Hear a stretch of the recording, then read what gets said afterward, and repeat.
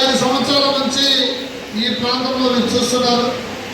కౌన్సిలర్గా కలిసిన తర్వాత మేకల దాస్ గారు ఇక్కడ ఎన్ని అభివృద్ధి కార్యాలు స్వయంగా మీ కళ్ళతోనే చూశారు.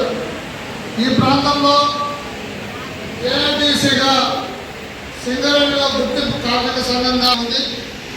ఇప్పటికే సింగరేణిలో గత 20 సంవత్సరాల నుంచి సింగరేణి కార్మికుల కోసం అనేక హక్కులు సాధించి పెట్టిన యూనియన్ మన యూనియన్. అదేవిధంగా సింగరేణిలో 7 సార్లు గుర్తింపు కార్మిక సంఘం ఎన్నికలు జరిగితే 4 సార్లు గెలిచిన సంఘం మనది.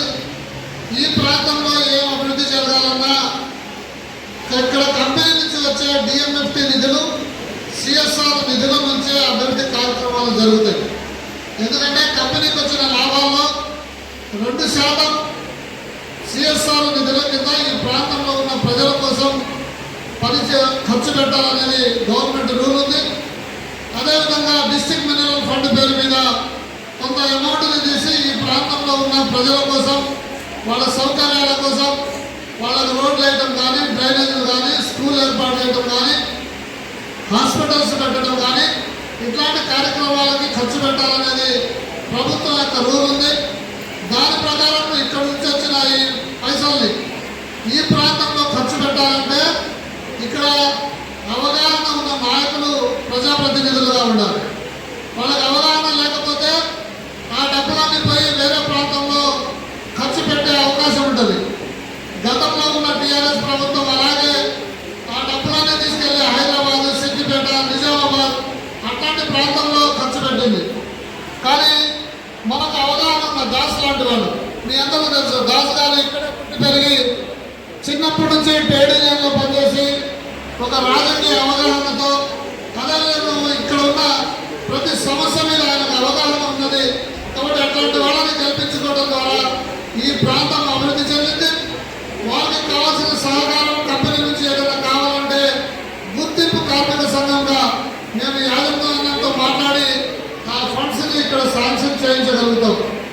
అందుకనే మీరందరూ అది గమనించాలి. ఈరోజు రాజకీయ నాయకులు వస్తారు, రాజకీయ పార్టీలు వస్తాయి, వాళ్ళందరూ ఓట్లు అడుగుతారు, డబ్బులు పంచుతారు, వెళ్ళిపోతారు. దాని తర్వాత ఏం చేస్తారు? వాళ్ళు బయటకు వెళ్ళి రియల్ ఎస్టేట్ చేయడం కానీ,